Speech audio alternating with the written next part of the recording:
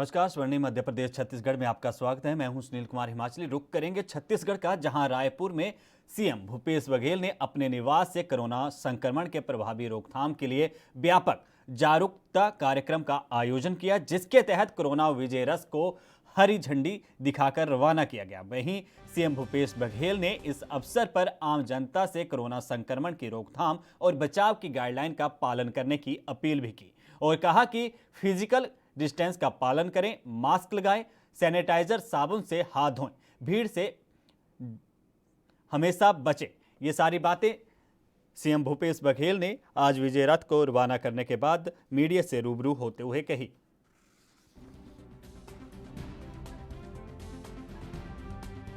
गाड़ियाँ चलेगी जिसमें फ्री में मास्क, सैनिटाइज़र और जन जागरण के बातें कही जाएगी, जो बहुत ज़रूरी है, जिसमें फिजिकल डिस्टेंसिंग है, मास्क लगाना है, सैनिटाइज करना है, ये बहुत ज़रूरी है। और लगातार सभी वर्गों से सहयोग मोबाइल पे ले रहे हैं। कल भी मीटिंग हुई थी और चाहे वो सामाजिक संगठन हो चाहे औद्योगिक संगठन हो, सबसे सहयोग लेकर ही इस कोरोना से जीत। अब ये भी स्थिति आएगी कि डिस्चार्ज की संख्या भी धीरे धीरे बढ़ेगी। अभी तक कम आए हुए पेशेंट्स डिस्चार्ज हो रहे थे। ज़्यादा संख्या में इस महीने की शुरुआत से ही संख्या बढ़ी है सितंबर से। तो ये सितंबर वाले जैसे डिस्चार्ज होने लगेंगे तो वो दोनों दबाव बनेगा। 3000 पेशेंट अगर आ रहे हैं, जिस दिन 2000 पेशेंट डिस्चार्ज होने लगेंगे तो दबाव 3000 का नहीं रहेगा, 1000 का रहेगा। लेकिन प्रबंधन 1.5 संभावित संख्या की 1.5 का प्रबंधन करके हम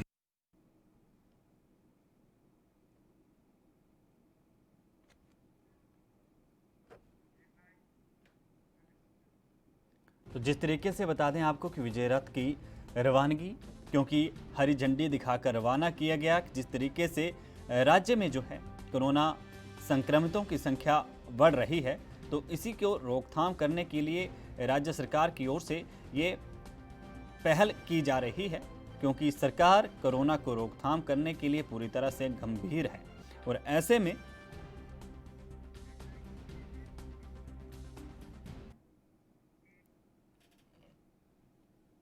उधर केंद्रीय रेल, वाणिज्यिक और उद्योग मंत्री पीयूष गोयल ने मध्य प्रदेश को 50 टन अतिरिक्त ऑक्सीजन उपलब्ध करवाने की बात कही है। मध्य प्रदेश में अब कुल 180 टन ऑक्सीजन उपलब्ध हो गई है, जबकि वर्तमान में आवश्यकता 110 टन की है। इससे पहले 130 टन ऑक्सीजन की आपूर्ति मध्य प्रदेश को हो रही थी। मुख्यमंत्री शिवराज सिंह चौहान ने केंद्रीय मंत्री पीयूष गोयल से अतिरिक्त ऑक्सीजन आपूर्ति के लिए धन्यवाद किया है। उन्होंने कहा कि प्रदेश में पर्याप्त मात्रा में ऑक्सीजन उपलब्ध है, किसी को भी चिंता करने की आवश्यकता नहीं। राज्य शासन की ओर से आवश्यक व्यवस्थाएं कर ली गई। भारत सरकार की ओर से उपलब्ध करवाई गई अतिरिक्त ऑक्सीजन से प्रदेश में ऑक्सीजन की कमी होने की कोई संभावना नहीं है। बता दें कि अपर मुख्य सचिव मोहम्मद सुलेमान ने केंद्रीय मंत्रालय को मध्य प्रदेश में ऑक्सीजन की आवश्यकता से अवगत करवाया था।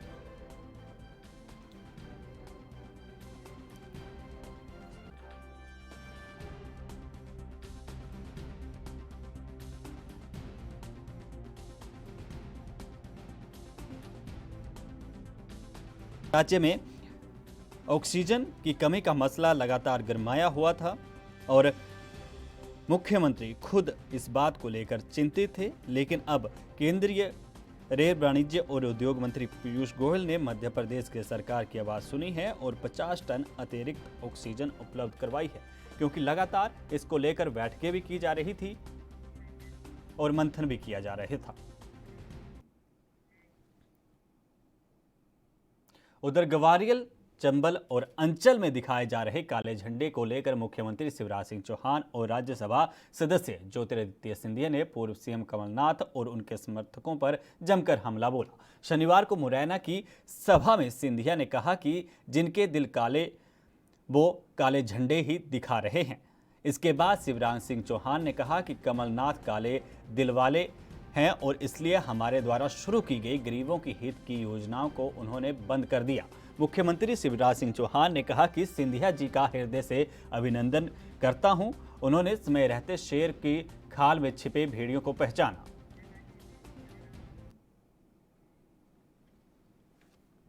उधर छत्तीसगढ़ के बस्तर में क्षेत्र में पुलिस और सुरक्षा बलों की भारी पड़ता दिख रहा है। नक्सली पूरी तरह से बैकफुट पर आ गए हैं। ऐसे में वो अपनी बौखलाहट मिटाने के लिए गलत नीतियां अपना रहे हैं। सीधे लड़ाई में मैदान छोड़कर भागने वाले नक्सली गांवों में कमजोर आदिवासियों का अपना निशाना बना रहे हैं और इस तरह दहशत कायम करने की खोखली कोशिश में जुटे हुए हैं। एक बार फिर सुकमा जिले के पोलमपल्ली थाना क्षेत्र के पालम डग गांव में बीती रात बड़ी संख्या में पहुंचे सशस्त्र नक्सलियों ने 2 परिवारों को गांव छोड़कर तुरंत चले जाने को फरमान सुनाया। इसके बाद पूरे परिवार को रातों रात गांव छोड़कर बच्चों सहित दूसरे गांव जाकर पुलिस कैंप में शरण लेनी पड़ी। नक्सलियों ने ये फरमान गत रात को जन अदालत लगाकर सुनाया। नक्सलियों द्वारा गांव में आने और इस तरह के कृत्य से गांव में दहशत का माहौल बना हुआ है। घटना की सूचना मिलने के बाद पुलिस पीड़ित परिवारों को सुरक्षा देने के लिए आगे आई है।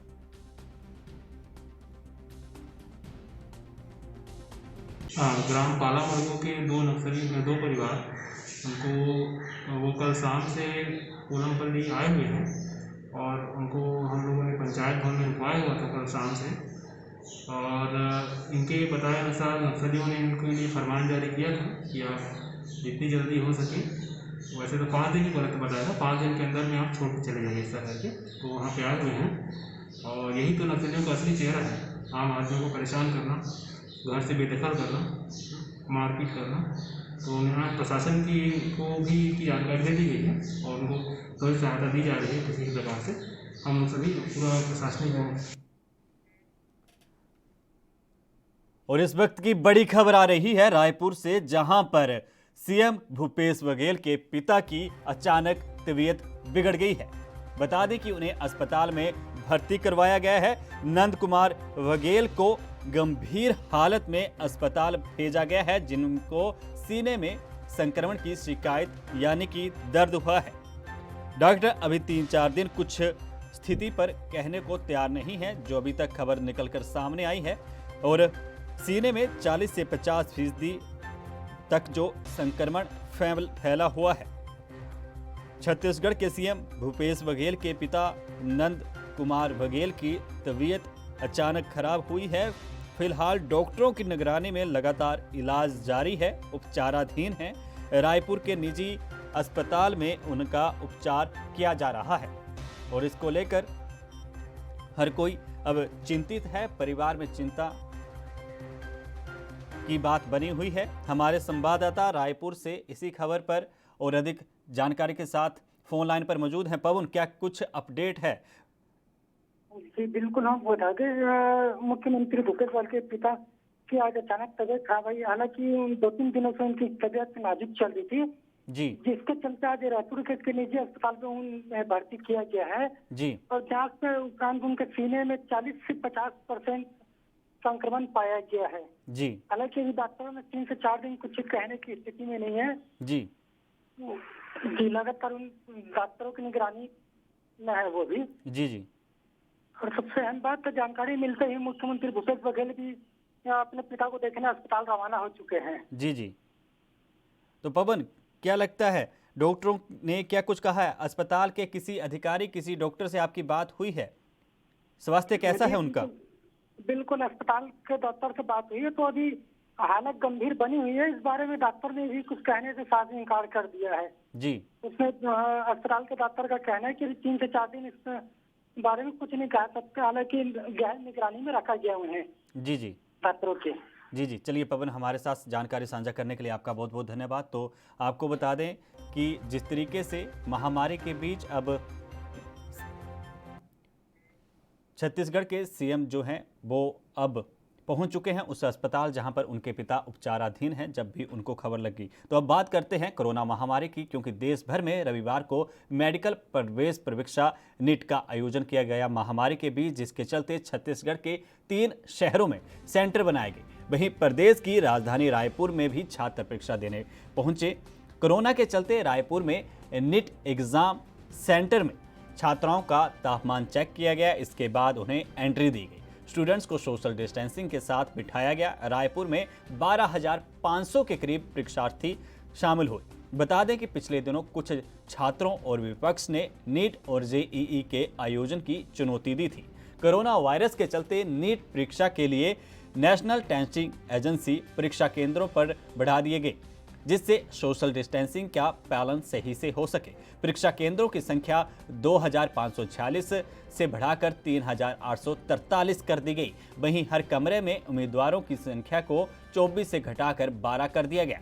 बता दें कि कोरोना के चलते नीट की 2 बार आगे बढ़ाया जा चुका है। पहले यह परीक्षा 3 मई को होनी थी, उसके बाद इसे 26 जुलाई को किया जाना था, जिसे भी टाल दिया गया। इसके बाद परीक्षा की फाइनल डेट 13 सितंबर निर्धारित की गई। इसके लिए 15,97,000 छात्रों ने रजिस्टर करवाया था।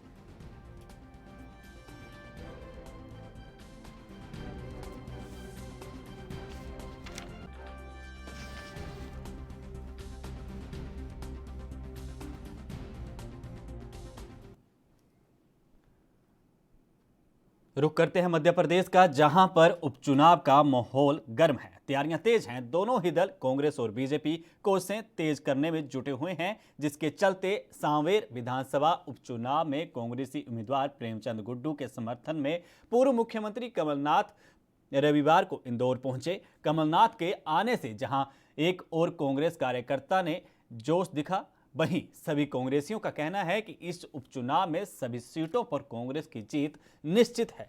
कमलनाथ की सभा के लिए कांग्रेस कार्यकर्ता की भीड़ भी दिखने को खूब मिली। इस दौरान एमपी के पूर्व सीएम कमलनाथ ने कहा कि मैं अधिकारियों को बताना चाहता हूं कि बीजेपी का बिल्ला जेब में फेंक दें, वरना उपचुनाव के बाद क्या तुम्हारा होगा ये सोच लेना। इसके अलावा उन्होंने कहा कि चुनाव आएंगे, चुनाव जाएंगे, लेकिन मैं मध्य प्रदेश के मजदूरों के लिए बाहर काम करने नहीं जाए ऐसा प्रदेश बनाना चाहता हूं। बता दें कि मध्य प्रदेश में उपचुनाव को लेकर आज कांग्रेस और कमलनाथ की पहली जनसभा थी और इसमें बेरोजगारी के मसले पर खूब बात उन्होंने कही और जिस तरीके से उन्होंने बयान भी दिया कि मैं प्रदेश के मजदूरों को बाहर नहीं जाने दूंगा।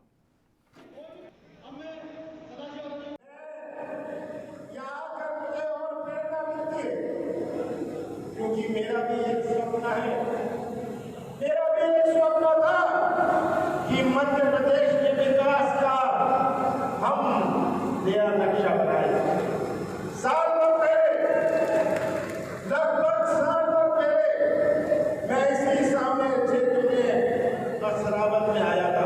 याद है आपको? असरावत आया था, मुख्यमंत्री के रूप में आया था। उस समय के यहाँ के आज उम्मीदवार और उस समय के मंत्री भी मेरे साथ थे। आपको याद है उन्होंने क्या कहा कि मध्य प्रदेश की सरकार से इसका विनाश हो रहा है। याद है ये सब शब्द उस समय के विधायक हमने वोटों से सरकार बनाई थी। स्वर्णिम मध्य प्रदेश छत्तीसगढ़ में वक्त एक छोटे से ब्रेक का, जल्द लौटेंगे।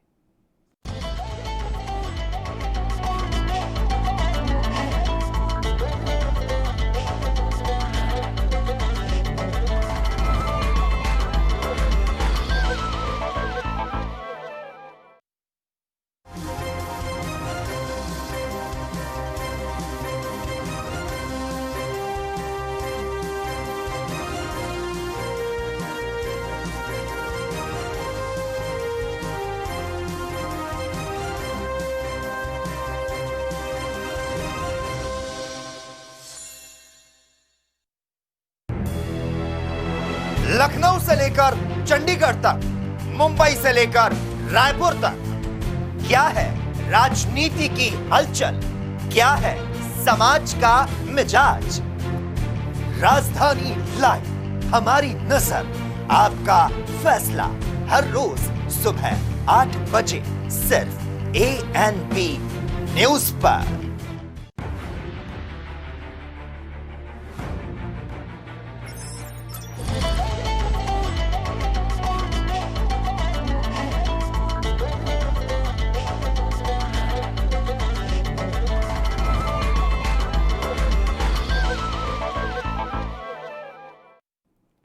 स्वर्णिम मध्य प्रदेश छत्तीसगढ़ में ब्रेक के बाद आपका स्वागत है। बात करेंगे अब मध्य प्रदेश की, जहां पर एक तरफ तो चुनाव प्रचार और दूसरी तरफ महामारी का हाहाकार।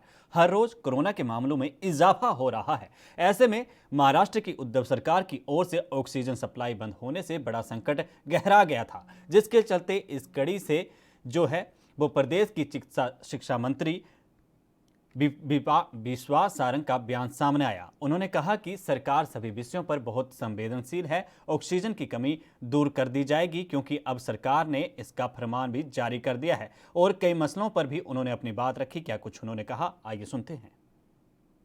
क्या था और माननीय मुख्यमंत्री जी ने महाराष्ट्र के मुख्यमंत्री जी से भी ये बातचीत की थी कि मध्य प्रदेश की सप्लाई को ना रोका जाए, पर उसके साथ साथ आइनॉक्स कंपनी जो कि महाराष्ट्र के प्लांट से 20 टन हमें ऑक्सीजन देती थी, उससे बात की थी और यूपी और गुजरात के प्लांट से हमें ऑक्सीजन की आपूर्ति शुरू हो गई थी। सेल से भी हमें मिलने लगी। तो ये तो 3-5-7 दिन पहले ही जो कन्फ्यूजन था उसको दूर कर दिया गया था। मध्य प्रदेश में किसी भी स्थान पर जहाँ कोरोना मरीजों का इलाज हो रहा है, चाहे वो गवर्नमेंट के हॉस्पिटल हो, चाहे वो प्राइवेट सेक्टर के हॉस्पिटल हो, वहाँ कहीं भी ऑक्सीजन की कमी नहीं है। और हमने एक कंट्रोल रूम भोपाल में बनाया है जो कि केवल और केवल ऑक्सीजन की आपूर्ति पर ही पूरी ध्यान दे रहा है। और केवल ऑक्सीजन नहीं, मैं पहले भी कहता आया हूँ, कोरोना संकट भीषण है, लगातार बढ़ रहा है, परंतु मध्य प्रदेश की सरकार मुस्तैदी के साथ तैयारी में लगी है। कांग्रेस का प्रायोजित ये पूरा कार्यक्रम है जिसमें जनता का या नागरिकों का इन्वॉल्वमेंट नहीं है। ये कांग्रेस बिना किसी बात के माहौल खराब करना चाहती, क्योंकि उन्हें लगता है कि जनता उनके साथ नहीं है। इस तरह के विरोध प्रदर्शन तो हम भी करवा सकते हैं, और यदि ऐसी बात करेंगे तो फिर कोई कांग्रेस का नेता कहीं घुस ही नहीं पाएगा। पर हम मध्य प्रदेश में राजनीति को गलत रंग नहीं देना चाहते। ये जिस प्रकार की हरकतें कांग्रेस के नेता कर रहे हैं ये ठीक नहीं है। अपनी खींच मिटाने के लिए सरकार जाने के बाद अपनी दुकान बंद होने का दुख उनके इन प्रदर्शनों से प्रकट हो रहा है। 15 महीने आप सरकार में थे, आपने जनता की चिंता नहीं की। 15 महीने यदि चिंता कर लेते तो मध्य प्रदेश की जनता आपकी।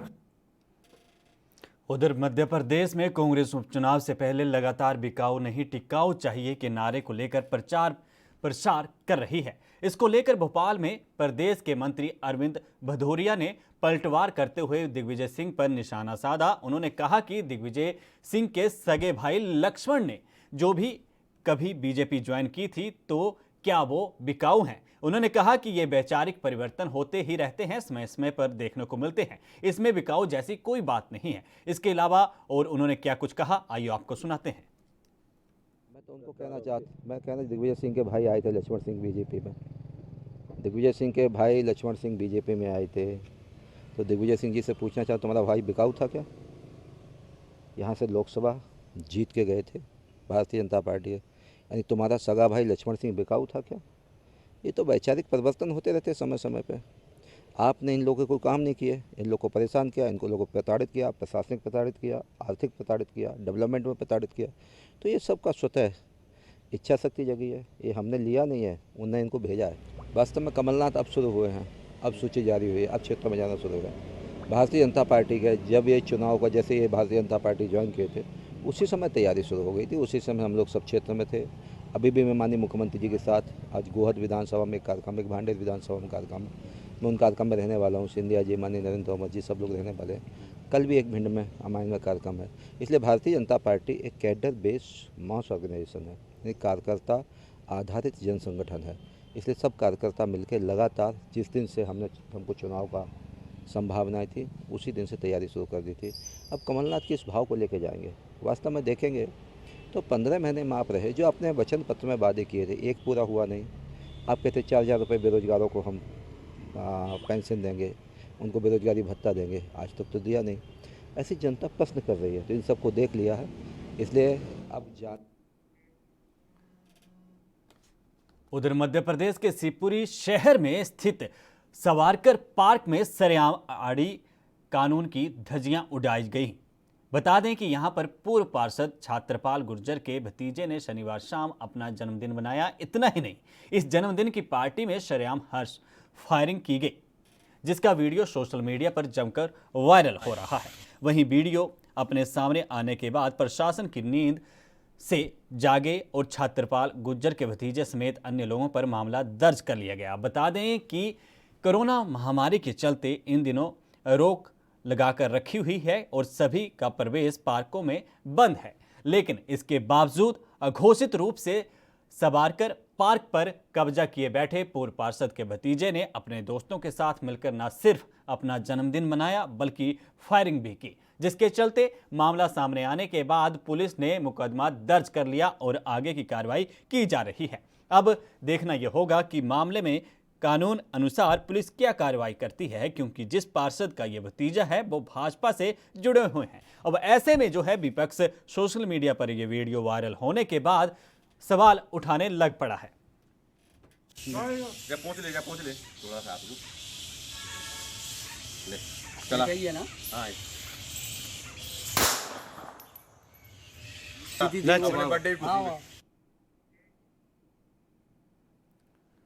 उधर मध्य प्रदेश के भोपाल में 27 सीटों पर होने वाले विधानसभा उपचुनाव के लिए बिगुल बज चुका है और कांग्रेस ने 15 प्रत्याशियों की घोषणा कर दी है, तो वहीं बीजेपी ने क्षेत्रों में रैलियां करना भी शुरू कर दिया है। वहीं कांग्रेस भी